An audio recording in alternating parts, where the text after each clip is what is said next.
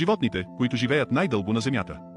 Безсмъртната медуза отговаря на името си, предизвиквайки смъртта, като се превръща в бебе, когато е заплашена от хищници или глад, започвайки своя жизнен цикъл от начало. След това да се запознаем с гренландската акула, за която се знае, че може да живее до 250 години, а някои индивиди достигат невероятните 500 години. Забележително е, че въпреки възрастта си те не представляват заплаха за хората.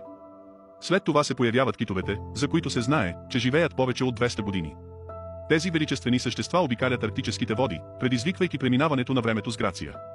Гигантска галапагоска костенурка, с продължителност на живота над 100 години. Тези емблематични костенурки са олицетворение на издръжливост, следващият е океанският квахок. Този скромен вид миди може да оцелее до 500 години. Разкривайки тайните на дълголетието, скрити под океанските дълбини. В света на рибите, които се отличават с продължителност на живота, която може да надхвърли 200 години, завладявайки собствениците на езера с тяхната трайна грация.